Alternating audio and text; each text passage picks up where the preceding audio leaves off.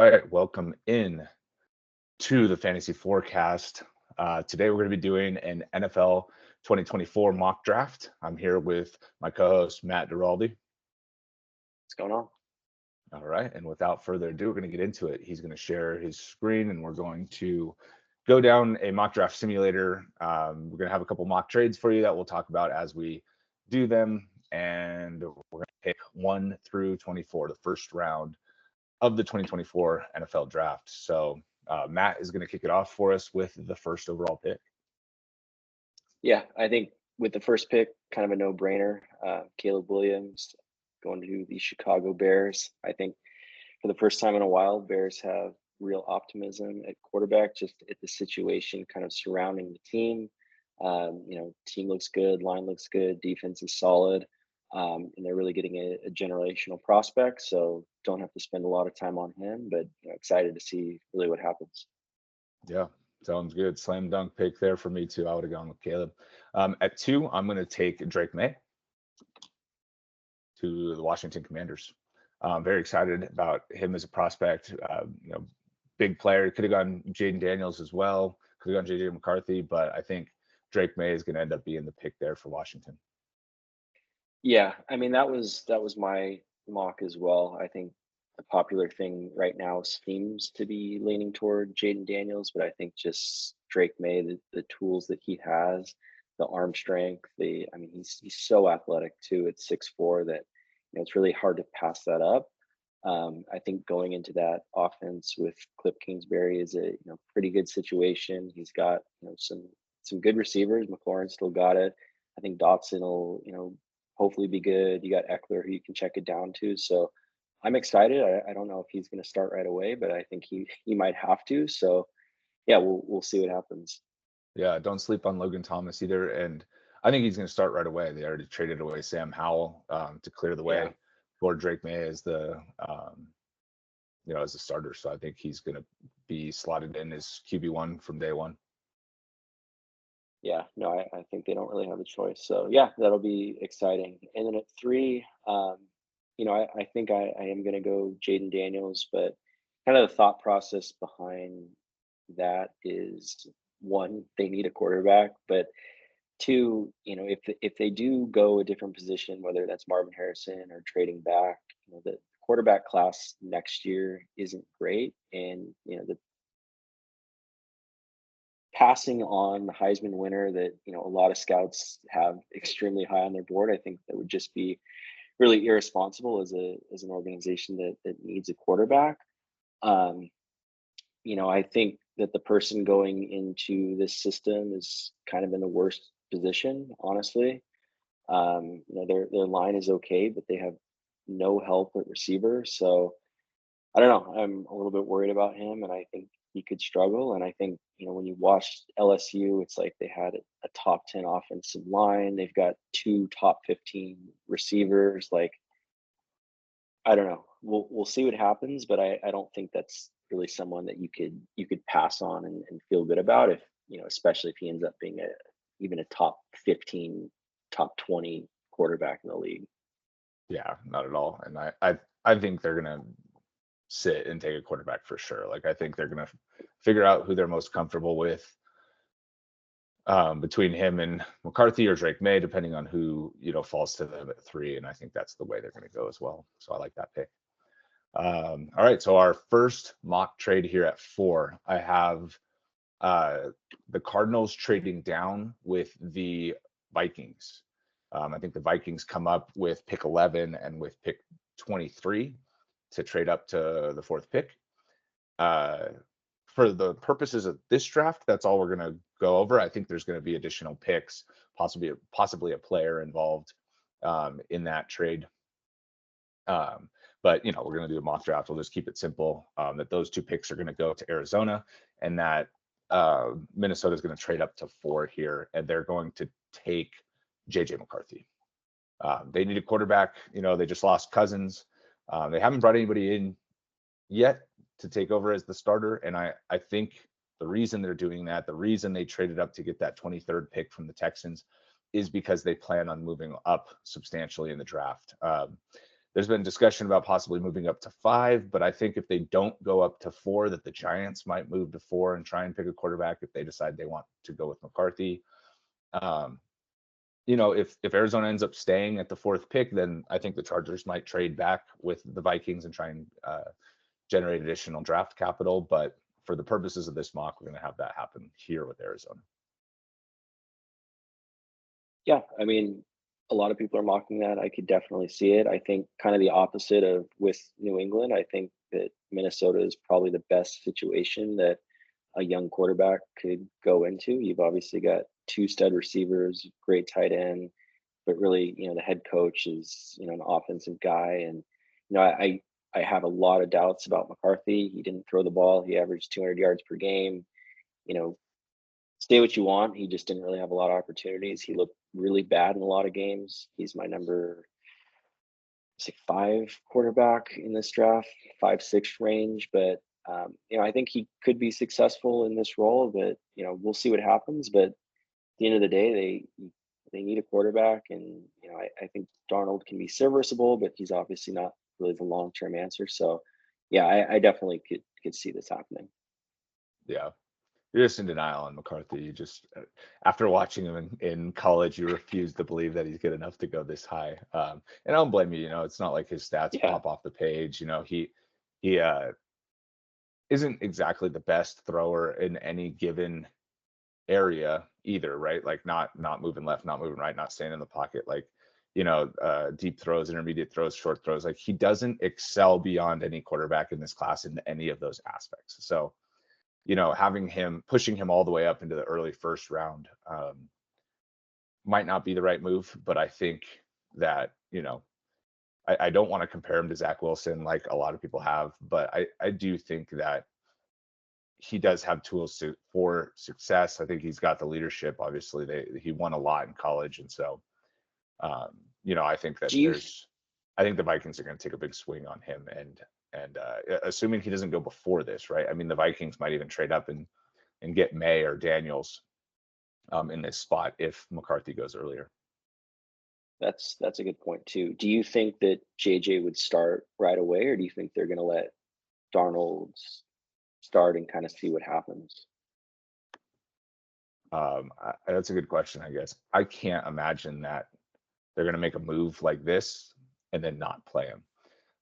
Maybe Darnold starts the first couple games and then McCarthy takes over. But, I think they still have a playoff window that they're trying to push with the rest of their Yeah, offense. I mean, they have a solid line, and obviously, with Justin Jefferson, he's not sitting around waiting to rebuild, right? Like he's yeah, going to try and move on, and they want to keep him. So I think the idea is if Darnold needs to start at the beginning of the year because McCarthy's not quite ready, then they'll do that. But I would expect that they push McCarthy as far as they can to get him ready for opening day. yeah. No, I like that a lot, and I would love the pick if it was Drake May going to the Vikings. I think that Yeah. the sky would be the limit with that, especially with Aaron Jones added to the roster too. I think they would be a great team with that. But I think JJ is Yeah. going Aaron into a Jones is good a great ad. yeah. So yeah, I could easily see that happening. And I think the smokescreen that Harbaugh is doing right now is giving them the opportunity to draft Marvin Harrison Jr. at 5 because, obviously Chargers are a trade back candidate, but really only if, if Arizona takes Marvin Harrison at 4. Um, unless somebody really blows them away that wants to draft Harrison and they can move back and still get a tackle and a stud receiver. But I think after letting Williams and Keenan go, like they have nobody. I mean, Josh Palmer is obviously a serviceable number 3. Quentin Johnston was a first round pick. Obviously had a lot of struggles, but you've got to believe that there's talent in there that the team can get out of him. But I think just a true alpha, even if your identity is power football and running the ball, like you still have to throw it. So I think Yeah. Oh I yeah. think this is just a slam dunk pick here. And I've been singing Neighbors praises for a long time, but Harrison I think is just a little bit ahead of him, especially with the height too. Just a true number 1. But yeah, I think they would just run to the podium with this one. Yeah, I agree. And as Charger fans, I really hope that this happens. Obviously, Yeah. obviously Neighbors would be good too, and I hope that the Chargers don't get cute and go with a tackle. Understand that the wide receivers are deep in this class. I understand that we need help on the line, but like I hope they just don't get cute. Like they just traded away Keenan. They had to cut Mike Williams. Like it's time to get a big time prospect here at the receiver spot. Quentin Johnston, I don't know if that's going to work out even this year. We knew he was a developmental prospect last year when they picked him in the first round.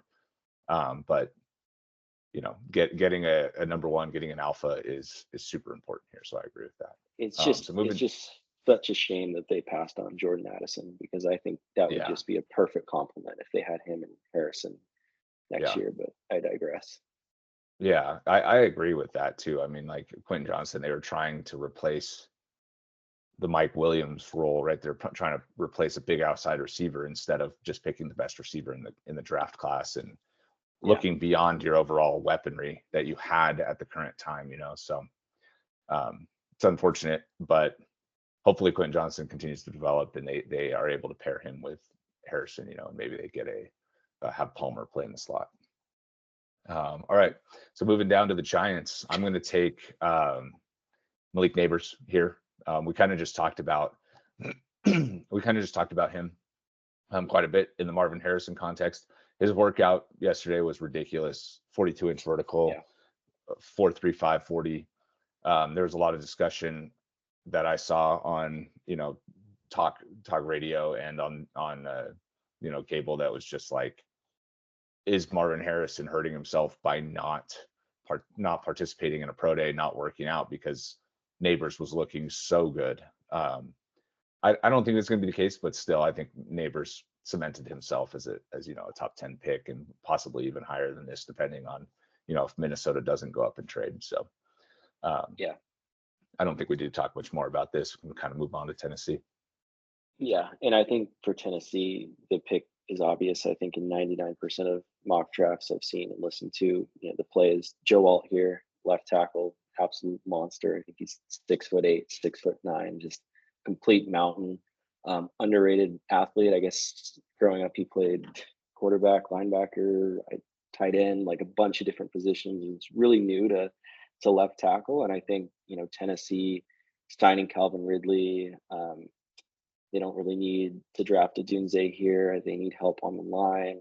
The running game is going to take a step back. Obviously, they brought in Tony Pollard, but he can't really replace Derrick Henry. So I think the priority is going to be giving Will Levis protection, and whether or not he's the long-term answer kind of remains to be seen. But I think they're doing the right thing and investing in him. And I don't really know. I mean, Tennessee, I guess they just think they're a really good team. All of a sudden, they trade for Snead and extend them. I say more power to them. I don't know why they fired their coach, but I digress a little bit. But I think this is just a very obvious pick for a very Yeah, obvious need.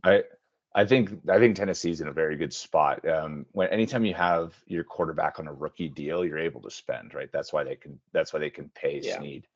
And then before like this pick is so obvious to me because they addressed their other major needs on their roster via trade and free agency, right? They needed a corner, Right. they went and got Snead. They needed a receiver, they went and got Ridley. They needed a running back to replace Henry, they went and got Tony Pollard. So like it's very much a slam dunk for them to go offensive tackle here, and they couldn't be more excited to have the best tackle in the draft fall with them. Yeah, agree. All right, so at pick 8, we have another trade here. We're going to have Arizona come up from 11 and trade with the Falcons up to 8. The Cardinals could sit back at 11, but I think the Cardinals do have a need at wide receiver, and they're going to make that move back up. Again, we're not going to add any other details to the trade. There might be a future first or later second or third in this trade to make this happen. But I think they're going to come back up here and they're going to pick Romeo Odunze. So they still get that high-end receiver that they were hoping for. They accumulate an additional first-round pick this year. And Odunze is the player that they kind of target since they're going to trade out of 4 and not pick Marvin Harrison. I like that a lot. I think he's a great receiver. He's great at Washington. He's got the size. I think he, really impressed GMs at the draft when, guys were sitting out and he was, doing everything and more at the combine and really standing out. So I think, Arizona, they add picks and they still get an absolute alpha number one receiver to give to Kyler. So I think this is kind of a slam dunk. And I think Atlanta, they're not missing a whole lot moving back to 11 based on what I think they need. So I think this just makes a lot of sense for both sides. Yeah, agreed. And I think the reason they trade up and they don't just sit is Odunze isn't going to make it to 11, right? So I Right. think they need to go up over the Bears specifically. Maybe the Bears wouldn't pick him because they just traded for Keenan Allen, but it's just hard to imagine that with taking Caleb Williams, they're sitting there at 9 to pair him with Odunze, both on their rookie contracts would seem attractive to me anyways if I was the GM, Yeah. but maybe they wouldn't, but that's why, in my opinion, Arizona's got to make that move back up over Chicago. Yeah, I agree 100%. I had Odunze to Chicago at 9. I think with Keenan being on a 1-year deal and being, on the older side, obviously that would make a whole bunch of sense. And I think Chicago now, they're not going to reach to get Brian Thomas Jr. I don't think. I think at this time they're probably going to add to their strength, and I have them taking Dallas Turner here, edge / linebacker out of Alabama, just an absolute stud. Really shores up the defense, which is already good. I mean, you can't say enough great things about this guy. To get the top defensive player at the number 9 pick in the draft after already drafting a generational quarterback prospect is just, it's pretty unbelievable. I don't need to say too much more, but I think, whether it's, Turner or, Jared Verse makes sense too, but I think either one of those guys, that's where I would have him going here. Yeah, I like that pick a lot. Like you said, top defensive prospect dropping to 9, is not something you see very often, right? Like defensive players are usually pretty coveted and go in the top end with so many teams needing quarterbacks. I think, and this being such a quarterback heavy draft, that this is a great thing for the Bears here to be able to pick Dallas Turner if the draft does go this way. For the Jets at 10, I'm going to take Brock Bowers. I think they're looking for offensive weapons. They just added Mike Williams to Garrett Wilson. They obviously have Breece Hall. Add Bowers onto that offense at tight end. You all of a sudden have top 10 tight end, possibly receiving, and he's also very good interior blockers to get some additional protection on top of another weapon for Rodgers. So I really would like to see him go there. I think, depending on what the quarterback situation is after Rodgers leaves, maybe that could be a downturn for him. But in the meantime, for this year, possibly next year, like we're looking at a elite weapon for Rodgers. Yeah, I like that a lot. I think before free agency, I would have said offensive line, but they addressed that obviously. I think you really need to get him another weapon to complement Garrett Wilson. I think drafting tight end this early can be pretty polarizing, but Bowers, I think he'll earn Rodgers' trust very quickly, just given his pedigree and in the games he's played in and the experience that he's had, which I think is really important because we know how Rodgers can be with rookies. So I love this pick. I think it makes a lot of sense. Yeah, and then moving over to Atlanta, I think this is why they traded from 8 to 11. I think they're still in a position to draft. Who I have Jared Verse, edge rusher out of Florida State. He's also good at run blocking. The guy's just a beast. He still has some room to grow. But I think this is kind of a no-brainer, especially too with Atlanta. We know they like to draft skill position players high. Now that Bowers is off the board or Odunze's off the board, they can stop tempting themselves and really just take the best player available for a need with this pick. Yeah, that's interesting. I thought you were going to go with Latau or Latu. I'm not sure how you say his name there, because I think Oh, he's a better, UCLA. yeah, the UCLA edge. I think he's the better prospect there. Anyways, I've seen him going much higher than Verse in the information Interesting. I've been looking at. So I thought you were going to go there, but yeah. So going on to the 12th pick here. I was planning on taking a corner here for Denver, but I think I'm gonna just take the top guy on the board. Who I think the top guy on the board is, and they do need an edge rusher in Latau, so I'm gonna go there. Do you know how to say his name? Number Light 14. Number 14. 13. Number 13. 13. Leatu Latu. Leatu. Okay. Latu. Yeah. Yeah, and so I they like need an that. edge. They need a corner, but I think I think that the defensive tackle, the edge, get additional pressure. I mean, they play in a division with quarterbacks everywhere, so being able to generate pressure is a very important thing for the Broncos. So I think they also need a quarterback, but unfortunately they didn't make the move to move up in this mock Yeah. anyways. Maybe they will in the actual draft, but if they sit here and he's there for them, I think that's the direction they go. Yeah, I think that makes sense. I mean, I had Bo Nix here just because they have no second round pick and they have no quarterback. I'm by no means a Bo Nix fan. I wasted way too much time watching him in college over the last 12 years or whenever he started at Auburn. But I think he does fit, what Peyton wants to do and just get the ball out very quickly. I think, this position is way too high for him, but I think without a second round pick, it's something that they, might have to consider and maybe they will consider. And, maybe they're a trade back candidate because, I think he would be available late round one when you want to get that fifth year option as well. But keep that in mind. They have a lot of holes to fill, and you can't win without a quarterback. So we'll see. Sounds good. On to 13. Yeah, I think it's similar with the Raiders. They have a lot of needs. They need maybe quarterback. I don't think what they have right now. I know they signed Minshew, but I don't think that's the long term answer. I'm just going to go best player available, offensive tackle Olu Fashanu. Can never have enough offensive tackles. He's to get him at 13, I think, is a steal, and you want to build through the trenches. Yeah, and building off of that too, the Saints, maybe they would go quarterback, if they're looking for something past Derek Carr, but I think they're going to look at tackle as well here.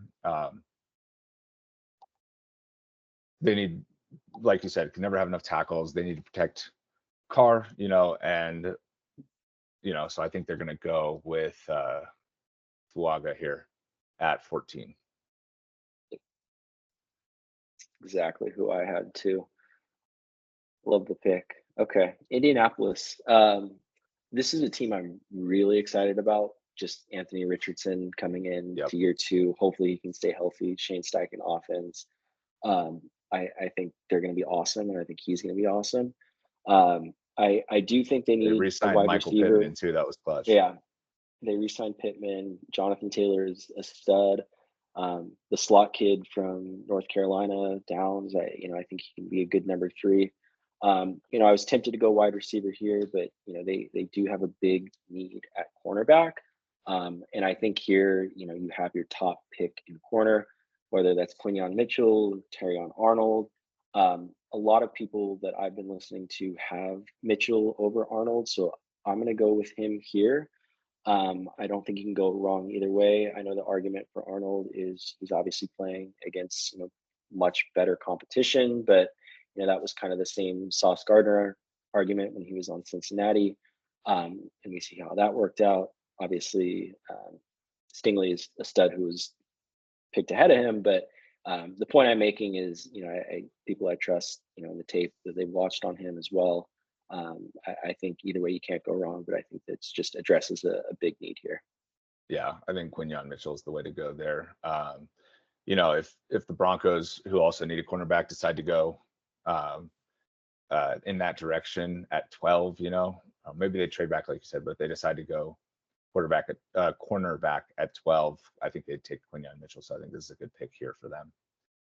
At 16, I'm gonna take for the Seahawks. I'm gonna take Michael Penix Jr. I think there's a connection with the offensive coordinator. The former UW offensive coordinator for now is the offensive coordinator for Seattle, Ryan Grubb. So I think there's a connection there between Seattle and Penix that I don't know if people are tracking, but I think there's a needed quarterback long term. I don't know if Geno is going to sit and be the quarterback for how much longer, and they're going to need somebody to groom and possibly take over in that backup role when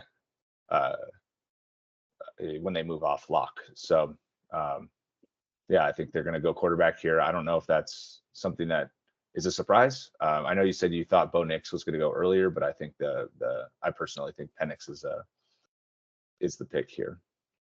Yeah, I have Penix over Nix. I just had Nix there because of the system. I actually had Penix going to Miami. I just think the fact that they have an extended Tua and the going rate, I'm serious, the going rate for quarterbacks is absurd, and I don't think Tua is that great. So I see where you're going here. I had another Washington player here at this pick, an offensive lineman, Troy Fontenot. So kind of the same mentality, sticking, with the coordinator. So I like where your head's at there. Yeah, I mean, I love it. All right, awesome. On Cool. to Jacksonville. And I think Jacksonville here, I think they've got, needs at wide receiver with Calvin Ridley departing. Obviously, they brought in, was it Gabe Davis they brought in? Who did they bring in? Was it Gabe Davis? Yeah, I think it was. Yeah, Gabe Davis, three-year deal. Yeah, and they've got a bunch of pass catchers, but I do think that the need for cornerback here is probably a little bit stronger. So I'm going to compare across with Tyson Campbell, and I think Terrion Arnold is kind of just a slam dunk here that kind of shores up that position. So I'm going to take him here. All right, nice.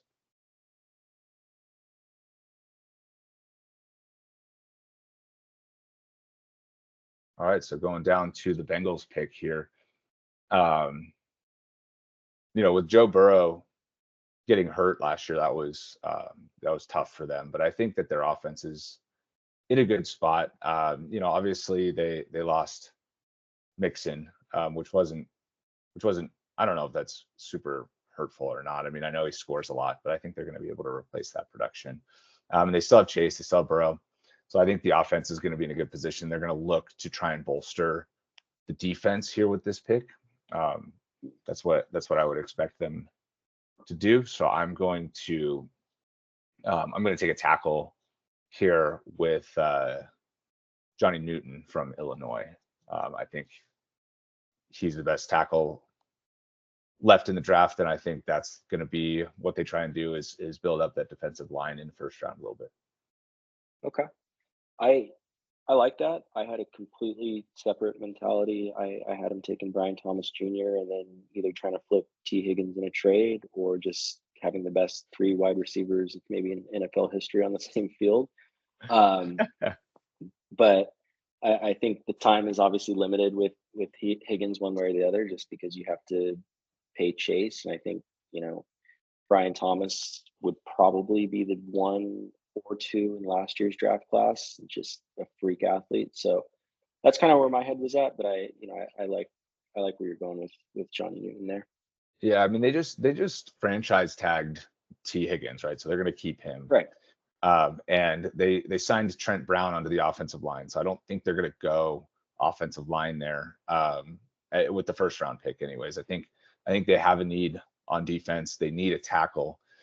Whether or not they go with Newton or not, I think could, obviously I'm not like a huge prospect guy. I'm not going to go look like if Byron Murphy is better than him type of thing, but I think that they're going to be looking defense with this first pick. So like you said, just a difference in mentality there. Yeah, fair enough. And I think, the Rams are going to be very happy that Byron Murphy Jr. just fell right into their laps. Defensive tackle, I don't know why it says Iowa here, but out of Texas. Obviously, a massive hole to fill with Aaron Donald retiring. He's obviously not Aaron Donald, but you got to just, he's a stud, and I think you got to try to fill that position. And I think that he's got a lot of upside. So I think that they would race to the podium for this one. Yeah, I think that's a good call. For the Steelers, then I'm gonna stay on the. They just got Russ. They brought in Fields, so I think they're going to be looking to improve their line. Try to keep with that side of the ball, improve the offensive tackle. So just chalk pick here off the top. Troy Fautanu. I need to learn how to say these guys' names. But yeah, I think they're going to go with an offensive tackle here. And I've seen him going mostly before this. So, I think that if he's there and he's available to the Steelers, I've seen that they have a need at center, but I don't think that they're going to pass on an offensive tackle prospect like this for a center prospect. So I think that's the direction they go if he's there. Yeah, I like that a lot. Arthur Smith is going to want to run the ball too. So the better the O-line, the better. I think that's a good pick. Miami's an interesting one here because obviously I had Penix going to them, and they have a lot of needs on both sides of the line. Potentially wide receiver. They signed Jordan Poyer, signed Aaron Brewer as well. I think with here, man, that's kind of a tough one. I think I'm going to kind of go with that same mentality and go with what seems to be a safe, steady offensive line. J.C. Latham. I know Mims probably has more upside, more talent, just a physical freak. But I think here you're just getting a real consistent piece that you can continue to protect Tua with. Yeah, that's who I was going to take for the Eagles as well. But so I will just pivot directly to the other offensive tackle and kind of end that run here with Mims to the Eagles. Obviously, they lost Kelsey to retirement, so they do have a need at center. But again, I think it's one of those things where, they want to continue to build the offensive line and protect Hurts as much as possible. So, they're going to go tackle again here. They did pick defense in the first round last year, so get back to building up that offensive line.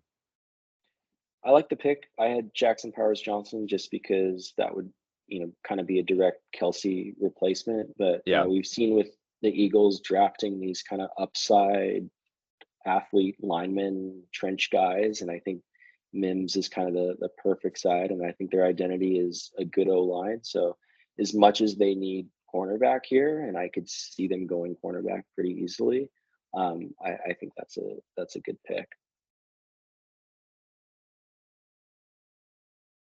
Yeah, I can see that too.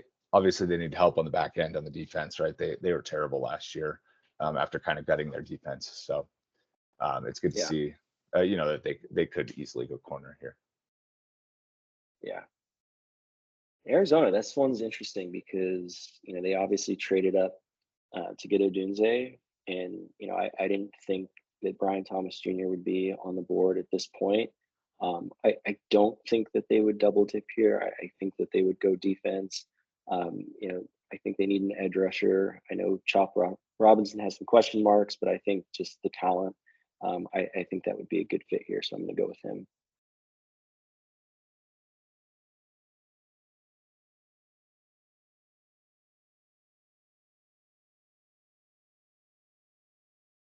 All right. Good pick. I like it. For Dallas, I feel like they have a need on the line as well. Not to keep going back to the line, but they have an offensive line need. They have like a big running back need. If there was a running back prospect in this draft, they might go that direction.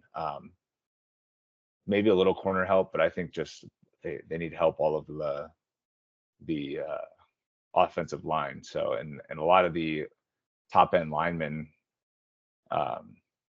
just got picked right here. So I think that if this happened in the draft, that they'd be in an interesting spot here between, do they take another playmaker? They just lost Michael Gallup. You know, and Brandon Cooks is finally starting to get a little older. You know, he's 30 now. So yeah, you know, they could go that direction. I don't know if they need a center or not. I didn't look at that. I have their needs as offensive tackle and offensive line, you know, interior offensive lineman. But I will say that they could go, you know, back end defense here too. And so what I'm going to do with this pick is pick Cooper DeJean, safety out of Iowa. And I think that you know, he could help shore up their back end to their defense. I like that a lot. I mean, he can play all over the field. I see he's listed as a safety here, but he's more of a corner. But yeah, he played everywhere. He can, you know, they don't need help in the return game with Turpin, or is it Turpin is their return guy? Yeah, they've got the speedster, but I mean, he can be a return guy as well. Obviously, the rule changes are coming potentially. So yeah, that was so weird. I saw the example of that. yeah. I like this pick a lot. Yeah. And with Green Bay is interesting because, you know, we know that they love to pick defense in the first round. They've got a good young quarterback. They've got a lot of depth at wide receiver. You know, they've got needs at offensive line, cornerback, safety. They're switching up their defense with a new defensive coordinator. I think here I'm just gonna go. I'm gonna go Jackson Powers Johnson. Just shore up the interior offensive line. I think it makes a lot of sense. I think Brian Thomas would be interesting because he's kind of similar to Christian Watson, and just tall, speed, freak athlete burner. But they've got so many guys right now. I think they will figure all of that out. So let's go line here. Okay. Yeah. Plus they don't draft first round out wide receivers. So yeah, there's that. Yeah, exactly. You know, as much as the fan base wants them to, it's just not going to happen. So, all right. So going down to the Bucks, they need a cornerback. So, you know, the Packers not going quarterback, it's great for them, and they're going to take Nate Wiggins here.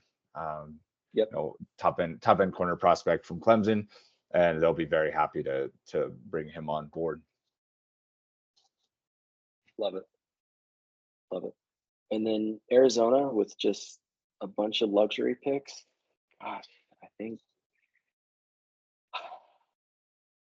think in this situation, I know I want to draft Brian Thomas, but I think Kool-Aid McKinstry out of Alabama. I mean, coming into this year, he was supposed to be the guy who was the best corner on Alabama. Terry Arnold really ascended, but Kool-Aid's kind of been that really high prospect for quite some time. Just, you know, a great player. Again, kind of shoring up the defense after going wide receiver with, you know, the 8th pick. I think this makes a lot of sense, and I think Arizona gets a lot better. Yeah, nice. I like that pick too. You know, they could have gone back to the line. They need a center as well, so they could have looked in that direction. They probably, in this situation, would be either bummed that Jackson Powers Johnson didn't fall to them, or they would have tried to trade up to get Jackson Powers Johnson there from Green Bay. You know, that I could see that possibly happening if Jackson Powers Johnson does continue to fall, because you know, it wouldn't take that much capital to move up 2 picks, and Green Bay needs a corner as well. You know, so they, with Nate Wiggins and Kool-Aid McKinstry on the board there, I could see that possibly working out in some way. Anyways, going down to 28 with the Bills. I mean, I don't know that this could be more of a slam dunk. I mean, if Brian Thomas falls to the Bills at 28, it's going to be another one of those things where they're running to the podium. Like, they just lost Gabe Davis. They haven't replaced him yet, and getting a possible number 1 to go next to Stephon Diggs, and possibly a pass the torch type of situation in 3 or 4 years. You know, as Diggs continues to age, that is an ideal situation for the Bills there, really. Yeah, I mean, we don't have to spend much time on this. That would just be a heist at number 28 for I mean, the guy that can just fly and having him Josh Allen throw him the ball, I think would be unbelievable. Yeah. Detroit is a little bit interesting because they don't really have a whole bunch of super glaring needs. I had cornerback as a need, but with that tier of kind of Kool-Aid and Wiggins already off the board. Um, I know that Tyler Guyton is a solid offensive lineman. I think that's already a strength. I think you can never have enough depth there. I think something like that makes a lot of sense. I'm tempted with receiver as well. I think Adonai Mitchell is who I have next on my ranking list, and God, with Amon-Ra, him, and then Jameson along with their tight end, I think that would just be scary. So let's have a little fun here. Let's give Goff some weapons and try to get him to the Super Bowl. All right, try and get over the hump with an additional weapon. All right, I like that. Did I miss Terrion Arnold getting picked? Did we pick him already earlier? Yeah, we had Oh, him there he is, to 17. Yeah, Yeah, 17. yeah, Oh, that's why I forgot it was a while ago. All right. yeah. No, that's good because I have the Ravens' biggest need as corner, and I think they're going to go um, after a corner here. They could also go defensive tackle too, I guess. So, but all of these guys in the top end here are all uh, offensive players. But I think Rakestraw, Ennis Rakestraw Jr. is who I had going here. Mm. Next corner on the board, helping out with the back end of their defense here, shoring it up. I think they have obviously with Lamar, they signed Henry. I think they're going to be even more ground and pound. I think the combo of Flowers and Bateman really does well with their quick hitting outside passing game, and with Mark Andrews obviously, and they likely kind of handling the tight ends. I don't really see a need at weapon. I mean, maybe you could argue they need a big time wide receiver, but that isn't really exactly how they run their offense. Anyways, they lost Odell Beckham, so it seems to me like they'll replace that role with somebody in free agency after the draft, or somebody later in the draft, who isn't as critical to their offensive success. So that's why I have them going corner here. I think that's fair. I think they did lose, I think, 2 or 3 of their offensive linemen, and I could see them going to the draft for that here. But someone that I had that I think would be a really good fit is Keon Coleman. I think kind of opposite to the point that you're making is the thing about Lamar is obviously he can scramble forever, and Keon Coleman is just that backyard 50-50 ball, just uber athlete that can just win one-on-one when buy him time, thing like that. I think for him, this would be a really good situation to go into. Then you have Flowers doing the short, quick routes. Andrews is the safety blanket. Bateman, I don't know. I think his time might be up, but that was kind of a fun pick. But I think O line is something that they'll probably address too. But corner is definitely a need too. So moving over to San Francisco, they're a team with they've got so many picks in this draft. I think they've got 10 picks. So I could see them potentially moving up with a team, if there's someone that they really had in mind. They don't have a whole bunch of needs. I think offensive line and corner are probably 2 of the biggest needs. I don't think that they're going to trade Ayuk, and so I don't think receivers in need. I'm just going to go best offensive tackle on the board, Tyler Guyton. I think that just makes a lot of sense here. Yeah, that's fair. I like that a lot. And like you said, with the Ravens having lost offensive linemen, they could go with Guyton there as well. And last pick with the Chiefs. I don't know, I really wanted to pick a receiver here. But then they went and signed Marquise Brown. I think that's a short enough and small enough deal that I don't know that that's going to completely deter them from taking a receiver here. So just for fun, because it's more fun for me to take a receiver to Kansas City for the purposes of this mock, I'm going to have them pick Xavier Worthy. Absolute speedster, and gives, I know Marquise Brown is also a speedster, so it's kind of like same or similar role. But I think that giving Mahomes weapons that can absolutely fly, replacing that Marquez Valdes-Scantling role with players that better players that run down the field, Marquise Brown and now Worthy, to adding to Rashee Rice, I think that could be can kind of retool their offense to be in a very good position. Yeah, I think that makes sense. I think, there's a good chance Adonai Mitchell is there, and I think that's probably who they would take over him. So I do like the pick. He wouldn't be my, first pick of receiver there, but I think it makes a lot of sense. And then I'll just steal the number 33 pick, Carolina, Xavier Legette, wide receiver, South Carolina. I mean, sometimes I watch guys and I don't know how they're not way higher. This guy looks like a cross between AJ Brown and Deebo Samuel. I think he's just going to be an absolute problem in the league, and I think that'll just be a slam dunk pick to give their young quarterback. All right, nice. Well, that's our first mock draft 1.0. We will be doing this again with Hamza. We'll be back on the show, and we'll do it